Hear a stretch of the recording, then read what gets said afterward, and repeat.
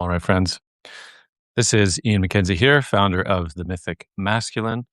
And I'm joined here on the second ever Substack Live that I've tried, and excited to invite Matt Sturm on, who has become good friend, colleague, and fellow seeker, weaver, explorer within this realm, particular men, masculinity, mythopoetics, and beyond. And delighted to have Matt on the show once again. Welcome, Matt. Thank you. It's such a pleasure to be here. I'm very excited to have this conversation with you. And this conversation actually is going to circle feminism and its conversation with or relationship to men in the mythopoetic movement, as I understand. And this actually came about. Well, first, let me get a little more of the bio in so people know who they're listening to here. So Matt Sturm has already brought forth an impressive array of works, including books, a tarot deck, a bunch of things. So I'm going to read this out here so you get it right, or so I get it right. Matt is an author and sense maker, focusing on masculinity, sexuality, and spirituality. He's written 2 books on masculinity titled The Organic Masculine and Primal Drives, as well as the Living Cosmos tarot deck, of which I have a copy. Thank you. I really enjoy it. Today, Matt is pursuing his PhD in human sexuality at CIIS in San Francisco.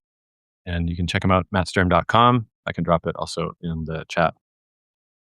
And so this is the second conversation we've had live. Well, 3 if you count the time after Eating the Shadow by the men's gathering. That's right. We did, a little while ago. But this conversation... Oh, you want to add something? Yeah. Can I introduce you? Please do. Okay. Well, I don't have your bio, but Ian McKenzie is a dear friend and a brother and an incredible leader and convener in the world of masculinity and men's work. He is the creator and steward of the Mythic Masculine podcast. He runs men's retreats. I've been to one of his men's retreats. It's fantastic. And he is one of the co-organizers of the Cascadia Men's Conference, which is happening in August in Vancouver, Squamish Valley. Yeah, very close to Vancouver. There we go. How'd I do? Excellent. Freeform. Yeah, thanks for naming that. And it's worth noting as well that this conversation was actually inspired by, we've invited Matt to come to the Cascadia conference to offer a lecture and to be present during that 4-day gathering happening in August. And one of the themes that you proposed for your talk there was this, and we're going to go with a different offering that you had for the conference, which is going to be, I think, beautiful, powerful. And the initial idea you had, I thought, why don't we invite a conversation like this on a Substack Live and see where we can explore, and we even offer it up to folks who are curious about this on the lead up, on the approach to the conference itself. Love it. So, and I also just want to acknowledge that we've got 7 folks listening right now, and welcome. And we want to welcome your questions and comments as we go. Thanks for being here. Yes, thanks for that. Okay, so the subject matter at hand, more broadly, feminism, the interplay between feminism and the men's mythopoetic movement. I'd be curious to turn it over to you. Why? I mean, I have my own thoughts on this, of course, but I'm curious why you felt compelled to offer something up. Feels like you've been, again, exploring these areas and maybe have some interesting things to wade us into the conversation, if you will. Yeah, absolutely. So I approached this topic as someone who is a student of these realms and is curious, with the intention of creating more connection, creating more opportunities for us to learn from each other, for us to support each other, for people who are working on similar issues, but from different frames of reference and different worldviews, and trying to weave those together. So my background is I've been doing men's work for 14 years now, and I have a deep personal resonance with mythopoetics, both the movement and the philosophy beneath it. I love it. More recently, I have been enrolled in a PhD program for human sexuality and drinking from the metaphorical fire hose in terms of feminist thought, queer thought, intersectionality, academic gender studies, this whole other realm that exists that's focused on also the question of what it means to be a man, but from a very different place. And so we have boots on the ground, drums and campfire in the woods, men's work over here.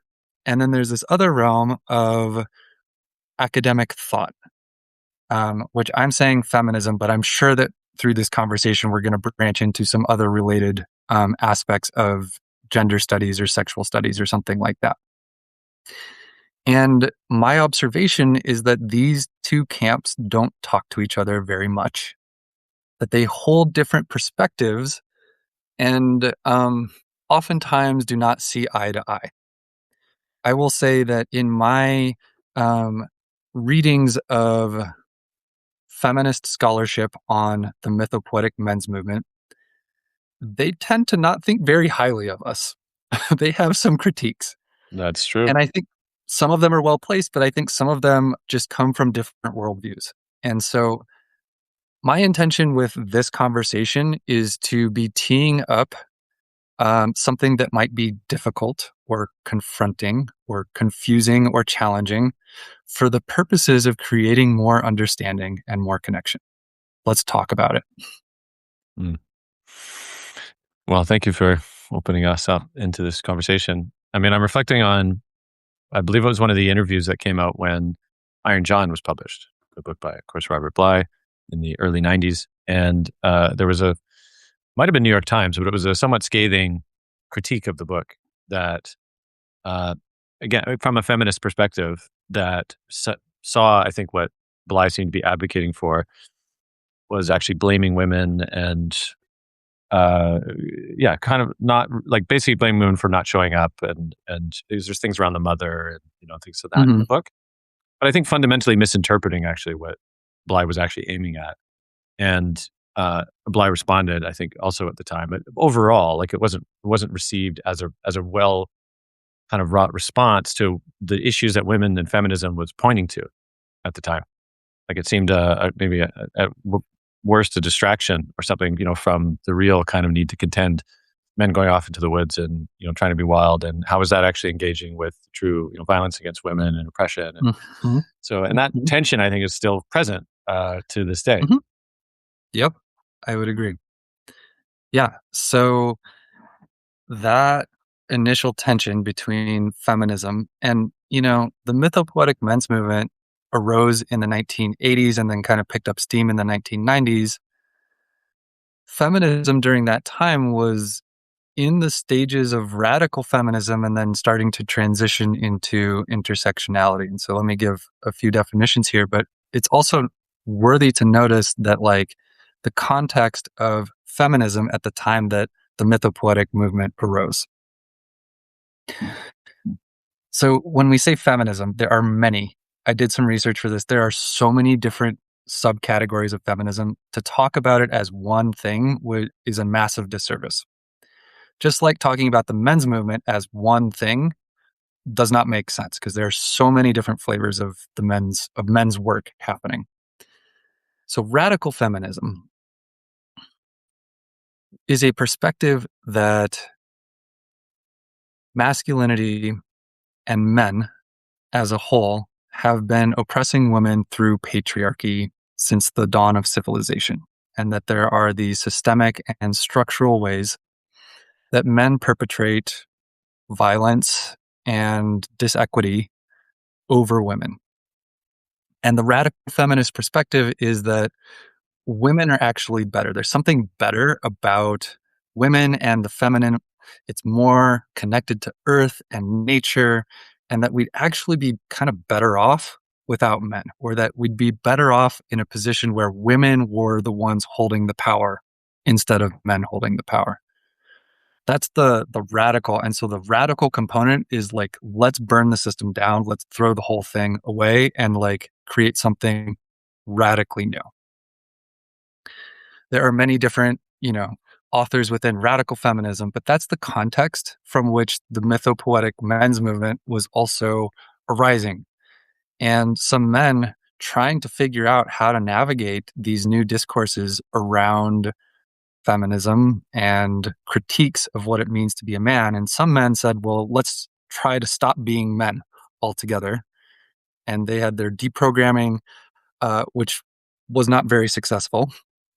But other men said, well, let's turn to the archetypes, to depth psychology, and to this sense of the deep masculine to see if there's something here around being men that we can rally around. And let's use it as an opportunity to get connected to our emotions, to grieve, to come into brotherhood, and to feel solidarity around being a man. And this is in contrast to a lot of the discourse, which is saying it's just fundamentally wrong or bad to be a man back at that time. Mm. Yeah, please continue. Okay, I'll just keep going. Yeah. So that level of divisiveness, it's not to say that everybody in the feminist movement or in the mythopoetic movement were in such a divisive place around it, but it was in the zeitgeist of the time. And so, as you already alluded to, some of the original critiques of the mythopoetic men's movement are, it seems like men are going into men's only spaces to embrace their inner warrior. How is that going to make society less violent? How is that going to empower women? How is that going to change the social structure of patriarchy? Right? Yeah, you may be doing good things for men, but it is reinforcing the system that is oppressive to women and other genders and minorities. That critique, I think, still is an important one for us to be grappling with today. I see a lot, and my own personal journey into men's work was about my own healing, my own finding my power, finding my space, inhabiting my space, right? And a lot of men's work is set up to support individual men on their individual empowerment journeys. We are not talking about systems of privilege, systems of oppression where men benefit from the structures and institutions and culture of our society. And so the risk of men's work is that by empowering men, we're recreating a version of an old boys club where we're consolidating power here, we're lifting each other up so that we can continue to maintain those same structures that don't work for women and that don't work for the planet, etc. The systems view is what a lot of men's work has yet to really step into. So I'll pause here because, Ian, I know that you have a lot of expertise and thoughts on this. Well, I think it's we're saying that there is a distinction between, as I understand, between what you call the men's rights movement and the mythopoetic men's movement. And so I think if people aren't as clear about the distinctions, then it can feel like, oh, it's the same. And I would say that the men's rights movement is the precursor DNA to the red pill manosphere, which is basically that. And those folks who've watched the recent documentary Inside the Manosphere got a taste, I think, for the kind of rhetoric and perspectives that are sort of continually fanned out from that realm, which I would call. And I recently spoke to Boysen Hodgson of MKP around this recognition that there's this kind of, one hand, like a valid wound around how the system has exploited men as well and continues to exploit them and place them in and often a largely fundamentally kind of soul-crushing society that feels devoid of any real meaning. And so a lot of men rebel against this or feel like there's got to be something else out there, and then they find the manosphere, and the manosphere is saying, you can be powerful, you can achieve your dreams, you can basically be at the top of the hierarchy. So it's less interested in dismantling the hierarchy, in my understanding. It's just like, here's how to get better at it. And so, you can be the one oppressing others. But that there's a fundamental grievance at the heart of it. And the grievance there is often spoken to as feminism. Feminism is the problem, right? Everything Mhm. would be great if it wasn't for feminism.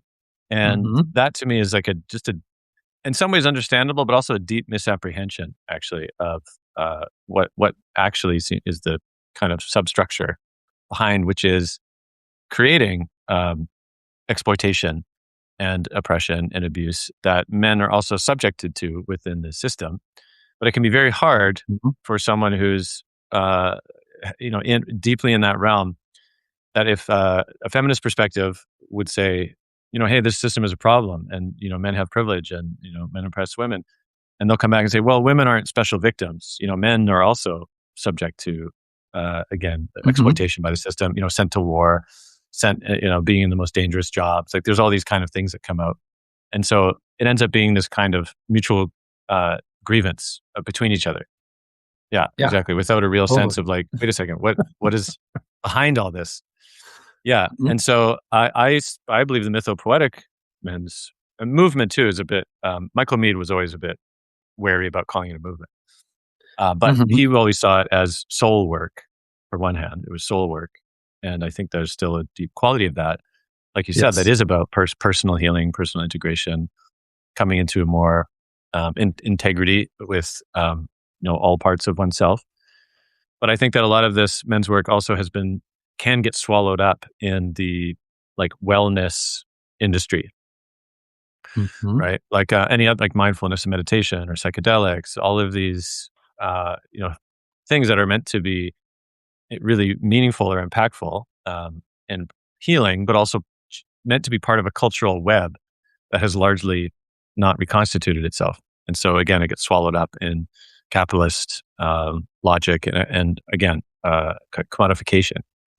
And so I think that's why it's actually often very hard to break out of the commodified relationship to men's work, but also any other kind of healing modality. Yes.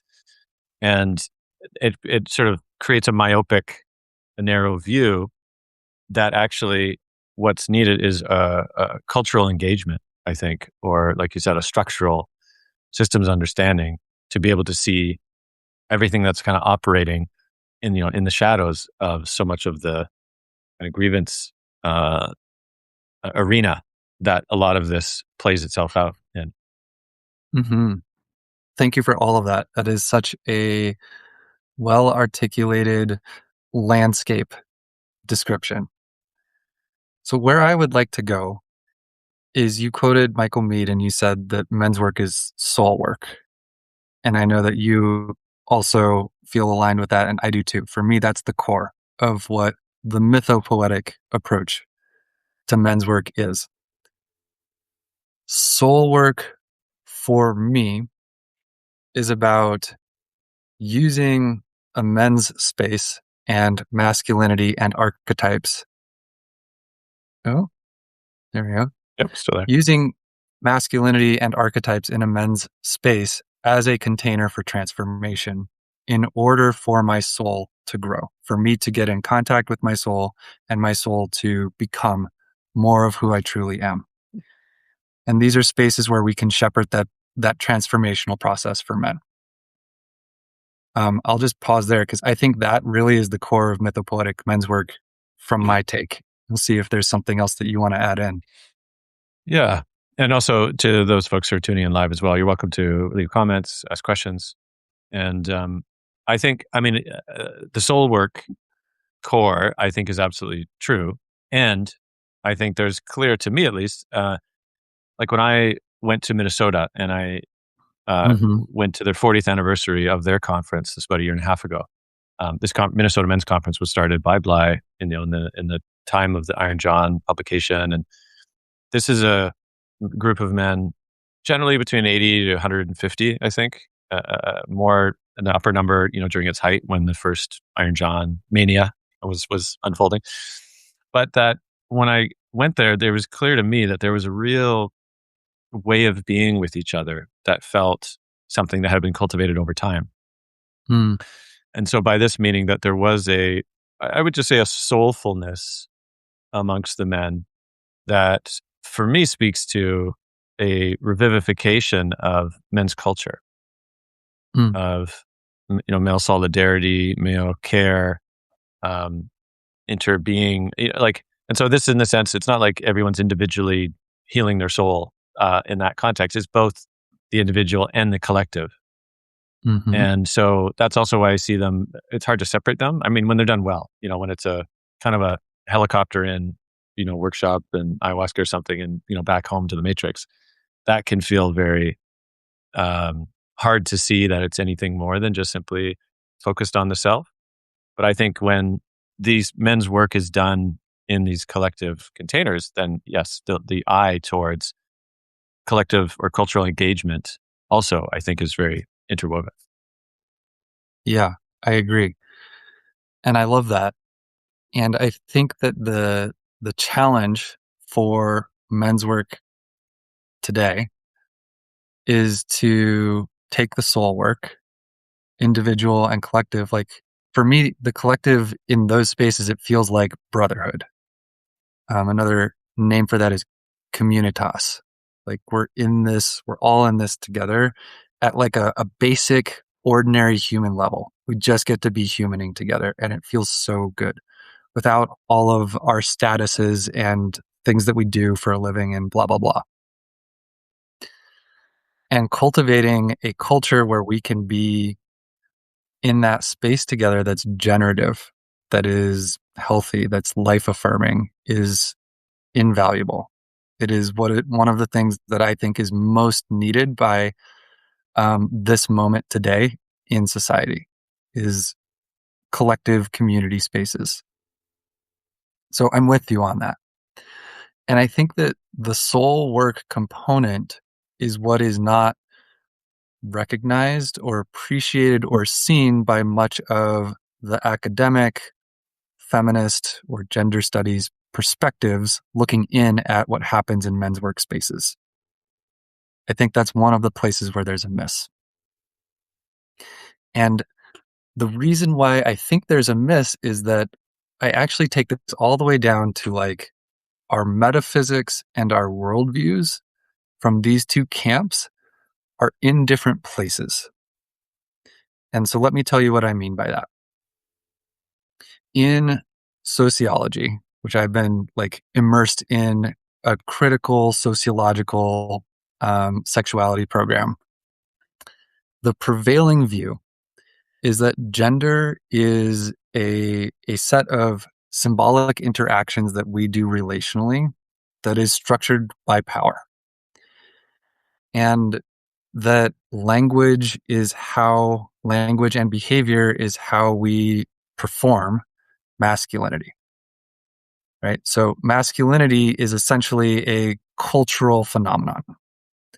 It has developed along with human society over time in a certain way, and so we can change it. It's historically specific and it's culturally specific. So there are many masculinities out there.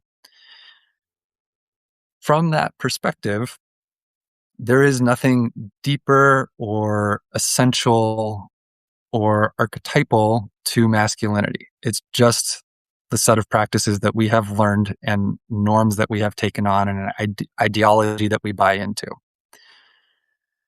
The mythopoetic perspective, for me, includes the depth dimension, includes the soul, which says that we live in an animistic, archetypal, symbolic world that we can step into these ritual spaces to engage with these vast forces, including masculinity or the wild man or the warrior archetype. And when we engage with these forces, they both impart a tremendous amount of life force to us. They're vastly powerful. But then we also move through an initiatory or rites of passage process of transformation. We become something different. We die and are reborn new. That Jungian depth perspective is not integrated into gender studies or even like the American Psychological Association, the APA, perspective on what masculinity is. There's a divide there. And that comes down to like worldview for me. So one of the gifts that I think that the mythopoetics have is that they are this living, breathing tradition that's practicing rites of passage. And like when you feel the archetypes in a ritual space, there's nothing more real. When I feel that, there's nothing more real than that. There is a sense of aliveness and noetic, like it's deep. This is the jam. This is what life is about, right? That's why I'm into this stuff, is because there's something there that happens that doesn't happen when I'm in my head talking about theories. I think that's one of the gifts that the mythopoetic men's movement can offer back to the larger conversations around gender studies. Yeah, I appreciate that. I mean, there's a sense too that I have this also experience as well, that there's something that can be encountered, invoked, experience, which, um, I mean, we use the term here archetypal or energetic, but that feels discernible, like recognizable when it's in the room. And I think that a desire to kind of erase that feeling distinction, right? Based on, I mean, even, we words like feminine or masculine can obviously create an uproar depending on who you're talking to, or others will say it's so Mm-hmm. obvious, like they're not even Mm-hmm. contestable. It's just so clear when those are in the room, or somebody's clear what their gender is, or this kind of stuff. So I see you're right. There is this kind of two worldviews that don't interact in the world with the world in the same way, and yet I think yes, there's a miss there because there is a Mm-hmm. quality, I think, of yeah, a mysterious other realm that interacts with this one Yeah. that can be, Liminal. and to me feels a lot more indigenous in its sense, right? The Mm-hmm. animistic understanding Mm-hmm. of alive forces, and of course, ritual space, and also rites of passage and things. Every intact indigenous culture practices these things, Mm-hmm.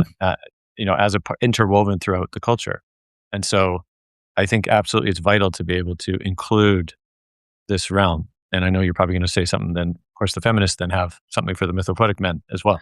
Oh, for sure. Great. Thank you for that. Um, Robert Moore is one of my favorite authors. He said, sacred space is a universal human need. Mm. And men's retreats or mythopoetic spaces are sacred space. They offer that. So I actually want to go, I'm looking at one of the questions and comments in the chat from Hudson Gardner. He says, how might we reach people who don't have a concept or belief in soul? And do you think it's essential to believe in this concept in order to move forward with work like this? And if so, how is this incompatible with a biologically reductionist view? These are great questions. I don't think belief is a requirement or honestly has anything to do with what happens in a ritual space. It is enough to show up and to offer oneself to the experience. The belief in soul happens later as part of an integration and sense making process.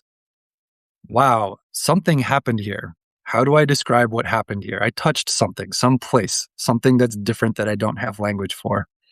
Oh, soul is one of the words that can help describe that. Mm. The specifics of how you define it or what people believe around that is not relevant for them showing up to any type of deep transformational experience where they're doing soul work. The work happens whether you believe in it or not, is what I'll say. Mm. Mm. Are you have one, Pete? I have something to circle back to before we also move on. Yeah, go for it. And Hudson gave word up, so I appreciated the answer. Uh, I mean, it's interesting you bring in Robert Moore because, of course, I Mhm. invoke Robert Moore and Douglas Gillette, King, Warrior, Magician, Lover, which, of course, is one of the sort of pillar books within the mythopoetic lineage. And it's a very kind of surprising and or horrific end that Robert Moore and his wife. I mean, a lot of folks still don't know Mhm. that in terms of Mhm. how the It's demise tragic. happened deeply. And I can understand. The reason I bring it up now is one, I have had comments from folks, not always women, but women who will say, "Well, I see you talking about Robert Moore, but like you never reference what happened to Robert Moore and Mhm. the way that basically ending in extreme violence." The headline of the story, as I understand it, is that he ended up murdering his wife and committing suicide. It's very problematic, or at least there's a lot of mysterious elements to it. Yeah. But the reason I bring it up here is because here's an example in this lens of one who works with archetypal forces, right? Very clearly speaking to and giving his life to this exploration of archetypal forces. But then theoretically, this man should be a pillar of, a paragon of integrated masculinity. I mean, I'm just saying let's say from a feminist perspective, here's a man that should be a paragon of this. And yet, if he succumbs to this, tragic, extreme violence interpersonally with his wife, like clearly something's wrong with the Mhm. methodology, right, or the train or something. And I Mhm. totally understand that. And so, anyway, Mhm. I say it here as we're sort of migrating possibly to the feminist perspective and the critique of the Mhm. mythopoetics to be like, yeah, what's missing there as well, other than just simply it's of course a tragedy. There was mental illness involved, so yeah. Mm.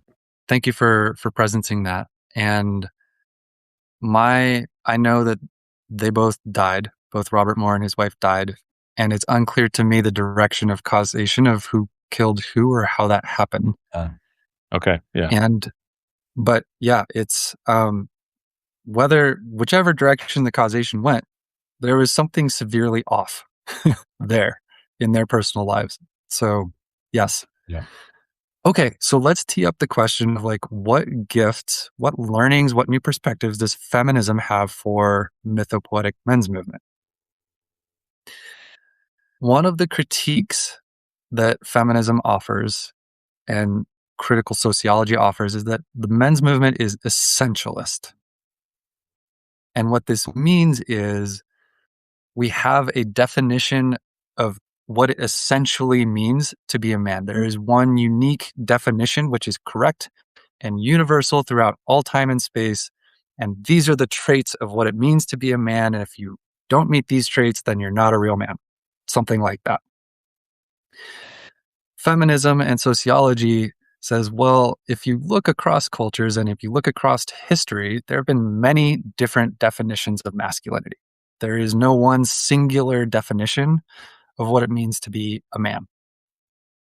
And historically, people have used an essentialist definition of gender, of race, of class to perpetrate horrible violence against people who were not the most powerful in that culture. So there's a risk of saying, this is what it means to be a man, because if you're not that, then we're going to say you're less than. You're in a lower caste, a lower stratus, right?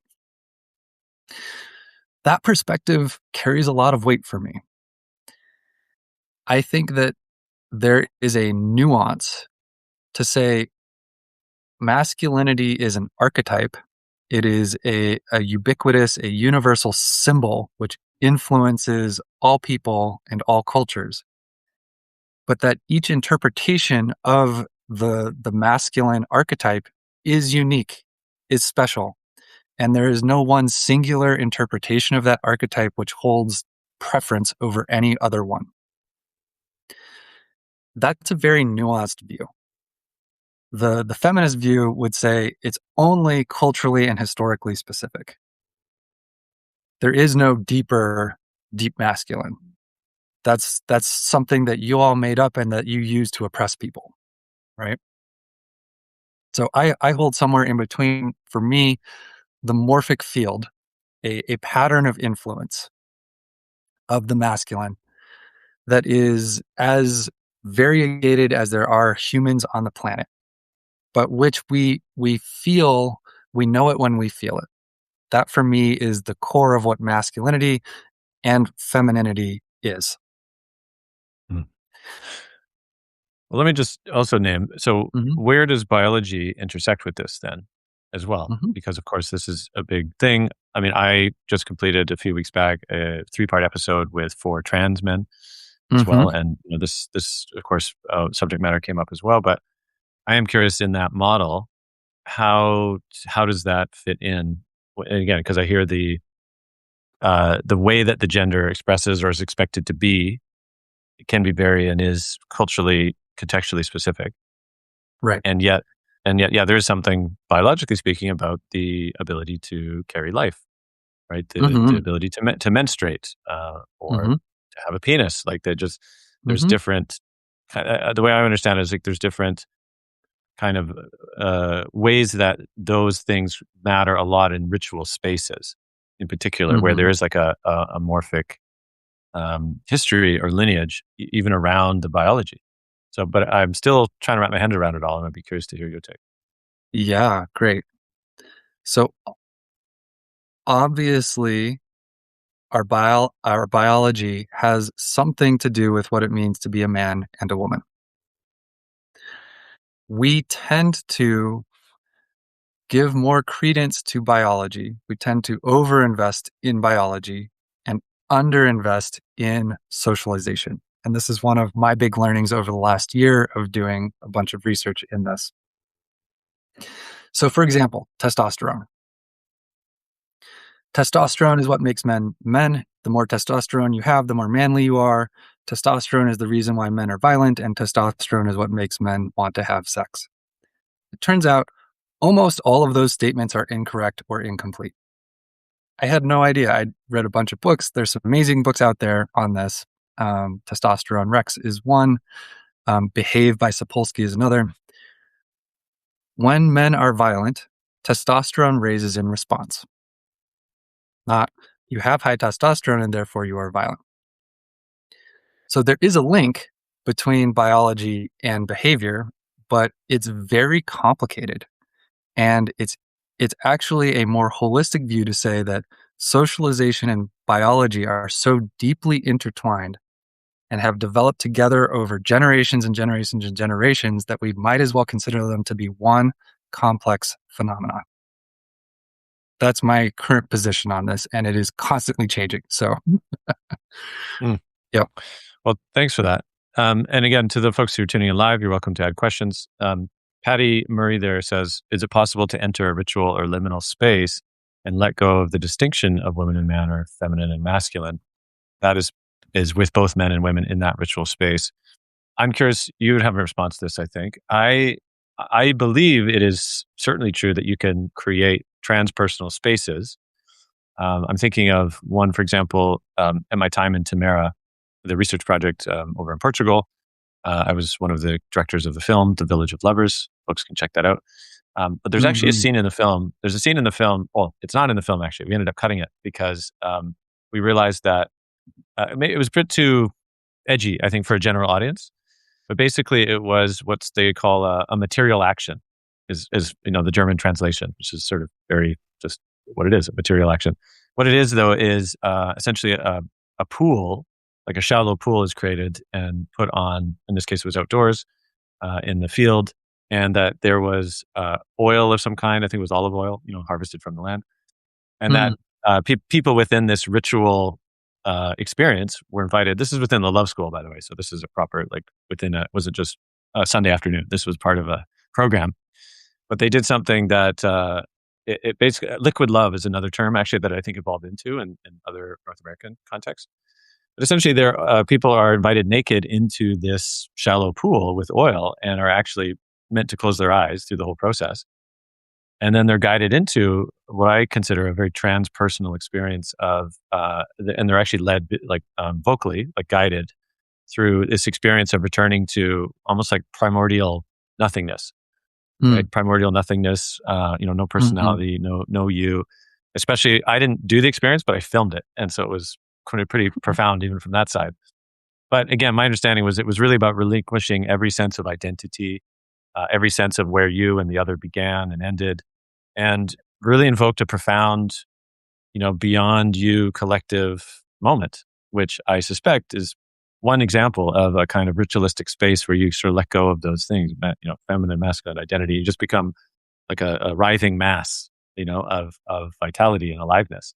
Mhm. And I know other places like the ISTA school, I believe, also does experiences like this where they have a sort of disidentifying Mhm. kind of ritualistic things. I've never experienced that. I've heard stories. So yes, my answer to Patty's was just say I do think yes, you can go into these spaces and create, relinquishing these identities and then kind of reclaim them after, and there can be power in that. And there's also a lot of power in actually intentionally polarizing around these particular gender expressions and explorations too. So Yeah. I totally agree with you, Ian, and very much appreciate your example at Tamara. I think that's a great example. So I would like to circle back around to feminism and what else it might have to offer for the mythopoetic men's movement. And the way I'd like to get there is from the late 80s onward, feminism has been doing an incredible amount of growth and transformation, most notably through queer theory and intersectionality. So, queer theory says, okay, you're talking about feminism on behalf of all women as if women are one thing. But the more you talk about women, the more you're making that category a real thing and also therefore masculinity a real thing, but these are social constructs. So let's blow up the constructs because it doesn't matter what you call the constructs. It's having one thing that is normal and better and having other categories that are not normal, deviant, and worse. That's the problem. So queer theory says, let's blow up gender, let's blow up sexual orientation, let's blow up all of these other social identity categories transgressively. Like, let's mess with them. Let's get underneath them and play with them, right? And so queer theory would say, okay, why are you having a conversation about men's work versus feminism when we could just be talking about humans and how humans can come together and live more fulfilling, less oppressed lives, right? Integrating Mm, queer theory was a big step for feminism and is a step that is on the cutting edge of men's work today. And it's something, Ian, that I know that you are working with in your own way. Actually, mm, let me pass it over to you. How do you engage with queer theory? mm. Well, it's interesting, yeah, to hear you say that it's at least queer theories. I see it as a verb, or I've been Hmm. told, right, to verb to queer. So exactly Yeah. that, like kind of, what's under this, or like, why do we think that, and continual upending. Hmm. And I think that I also though have maybe my resistance of a kind of infinite subjectivity, right? If that's sort of Hmm. where it seems to be pointing at, it's like, yeah, we all make it up, so it's everything's made up, and that also feels Hmm. unmoored from any, Hmm. again, like biological or archetypal dimension.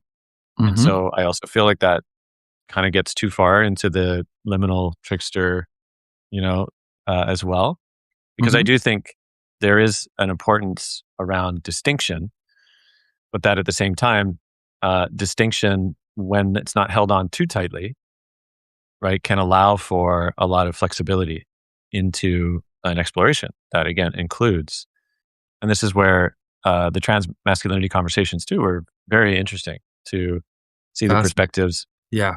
Yeah, so these are folk that chose to live as men, and in that sense, yeah, they didn't live as humans. I mean, they are humans, of course, but they also there's a deliberate choice to identify also as a man and to show up and engage with the Hmm. world as a man. And so, to me, that speaks to, okay, there's a recognition that there is such a thing as man and woman in this case, but that they can be explored and navigated. And trans, of course, means to carry a cross.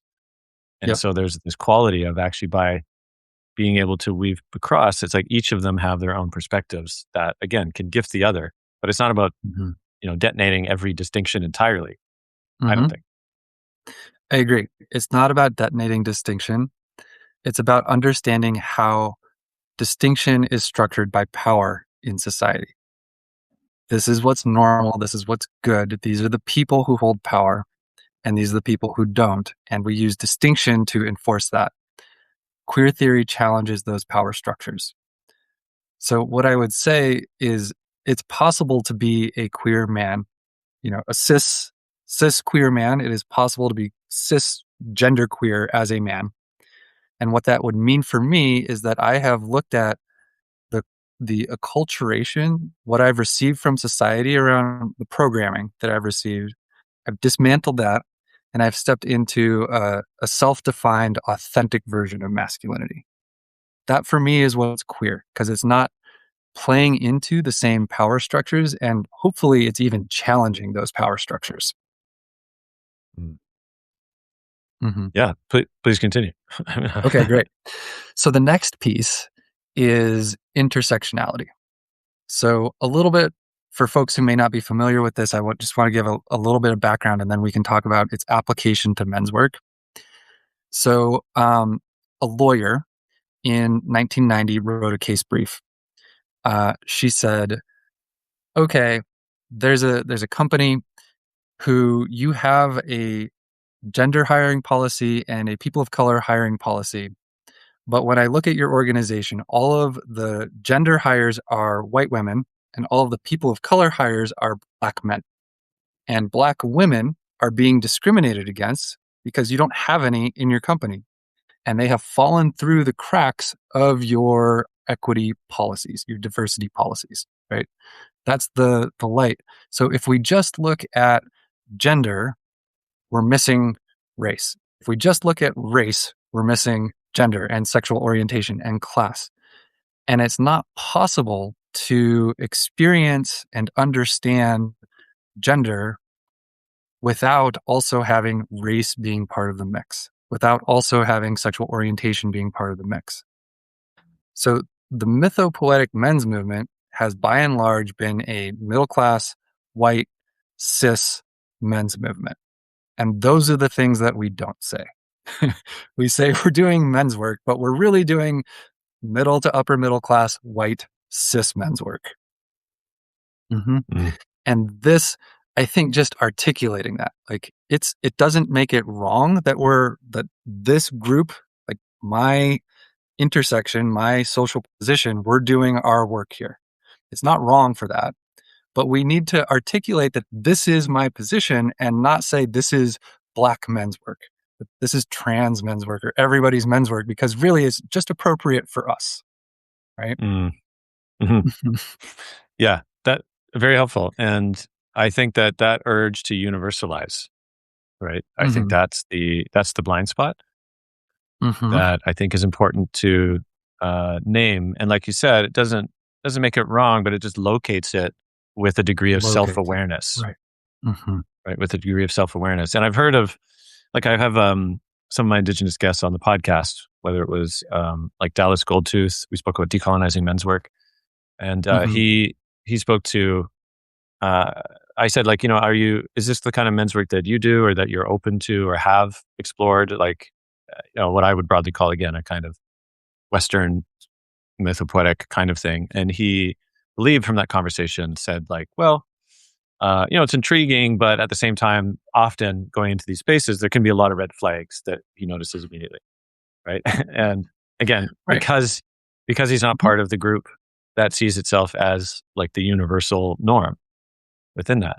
And so again, that doesn't mean it's wrong necessarily, but it's specific. It's not universal. And I think being able to own up to that, I think creates a bit more trust with others not within that group, that core group, that may feel more willing to enter into these spaces because there's that degree of self-awareness, I think, as one at least marker of that trust building, to basically name our own limitations of perspective. I think, right? That it's not a sort of broad striving, this is good for all. While at the same time, I think recognizing that there is a lot of gold actually within what's been cultivated in, I would say, this particular lineage. That, interestingly enough, others in these other groups actually are wanting to engage with as well. Like the whole Trans Men Conversation series came about because one of the fellows, Emmanuel, was actually really curious and was like, where can I go to dig into this mythopoetic men's work? But finding that not a lot of spaces were open to him because of, again, the sense of, is this for all or who's it for? And again, just owning up to the limitations, I think. Yes.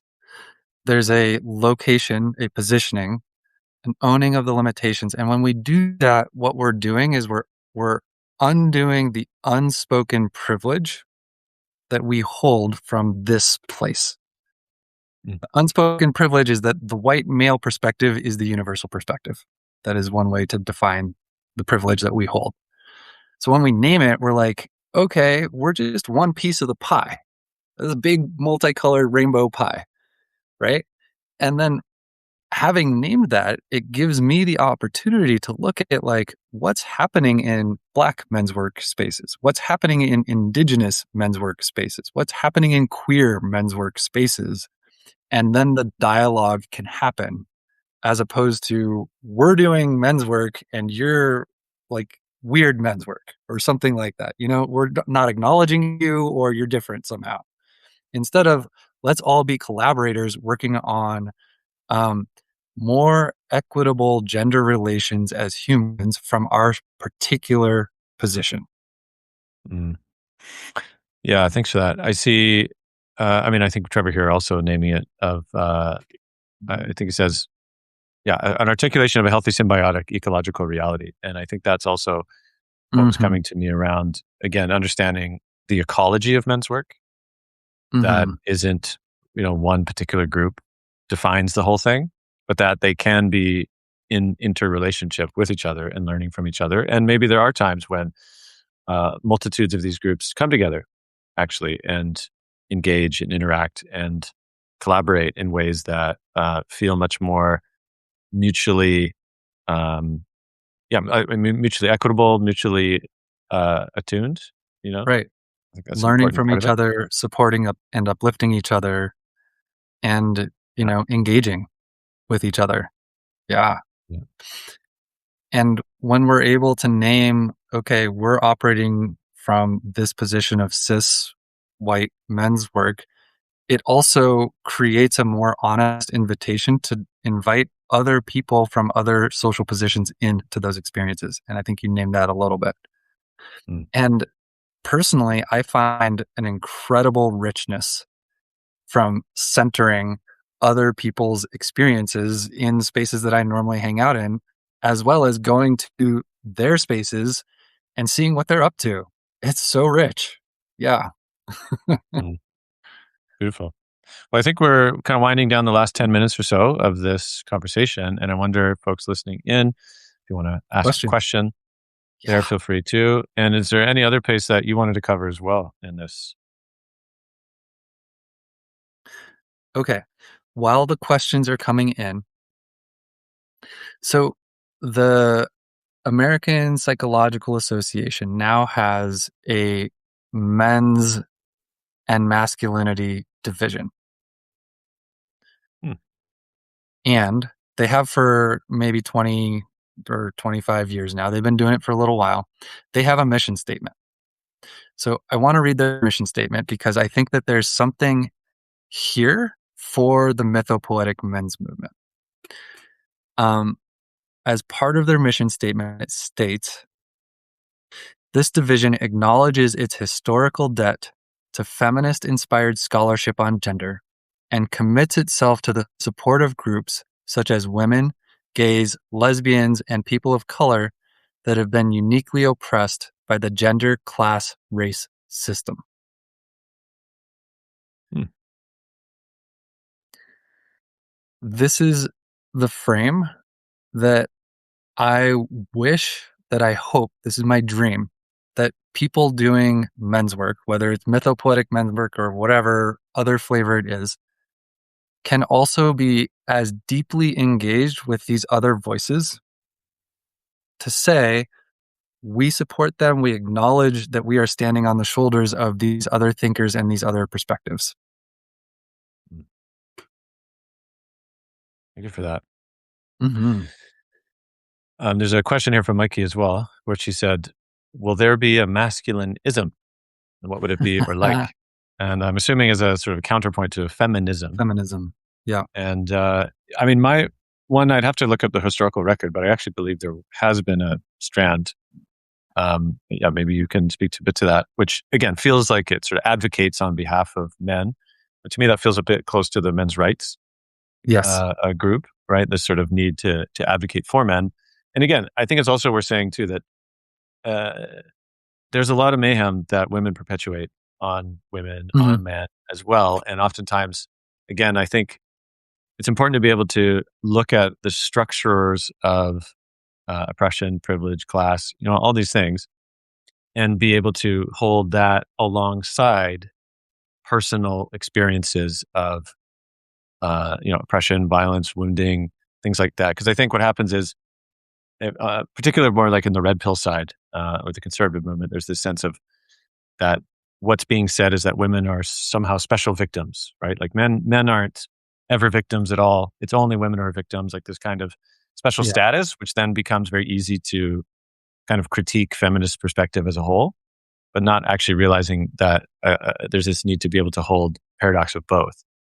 That Mm. men have been. I mean, bell hooks speak to this, I think, obviously quite well, but that men are subjected to lots of exploitation and abuse by the systemic structures of this hierarchy of Mm-hmm. domination that we're in, Mm-hmm. as well as women participate in this, but that doesn't invalidate the need to examine the structures and to work at, I think, dismantling those structures. That's the part that I think often gets lost Yes, in this dialogue. I am 100% with you on that, Ian. So, in my language, everybody suffers in a system of oppression in some way. Um, there are men who are oppressed, who are disadvantaged, who are disempowered from our social structure, from society. And there are women who are disadvantaged, who are oppressed in different ways. All of that is true. And at a systemic level, at a bigger picture level, men are making more money than women. Men, 90% of the homicides in this country are committed by men. There is something happening in aggregate where men are benefiting economically from this system at the expense of other people. And so while individuals may be oppressed and disempowered, and that's important, we cannot overlook those grievances. We have to acknowledge those grievances. We also have to acknowledge the system that's in place. Mm-hmm. Well, I mean, again, we've just opened up territory here, and hopefully it stirred some things for the listeners. And also to name once again that this particular conversation was inspired both by just our general mutual explorations of Matt Mhm. and myself, and an interest in trying to find better ways for these realms to communicate with each other. And also, this is on the approach to the Cascadia Men's Conference as well, which is happening here in the Squamish Valley, north of Vancouver, Yay. August 6th to 9th. It'll be the first Yes. ever. Come join. Thanks for coming and presenting a talk as you will, and being present to that. And my instinct here, just to close us out, actually, is to read the final benediction, actually, from another colleague, Sophie Strand's book, Flowering Wand. Mm. Yes, please. Yeah, which I feel has it invokes this, another way, another ecological invitation, I think, for what is on the other side of this kind of deadlock, I think, of grievance. That I think that more nuance, more life-serving pathways and possibilities are actually what we need. And I think just Sophie speaks to this so beautifully. So, if this is anything else you want to say before I read us and send us out? Send us out. Thank you. Okay. Okay, here we go. So again, this is from The Flowering Wand, Sophie's book, which came out a few years ago. It's called A Final Benediction. May the moon blend us in the bowl of bothness. May we compost our heartbreak, mulch our wounds, and pour water into the cracks of dead soil. May our wands turn into snakes, our snakes to wands, and our swords to flowers. May our pleasure be as intelligent and revolutionary as ivy digesting a building. May we find rainwater, fermented mead, and beehives, gods surfacing, mushroom-headed, from the mycelial underworld. May we approach mountains as lovers, landscapes as our bodies. May we honor the porousness of our bodies, selves, souls, and breath, the place where our roots fuse into other roots, the beings that constitute our song, the larger song that we sparkle in as one small star in a constellation. And may our time be as slow as bluestone, as quick as a hummingbird heart, and as sweet as nectar, as thick as pollen, and as light as a spore on the wind. And may we fill the space left behind by blight, by extinction, by harm, with song. May we heal each other, and may we ask each being for its story.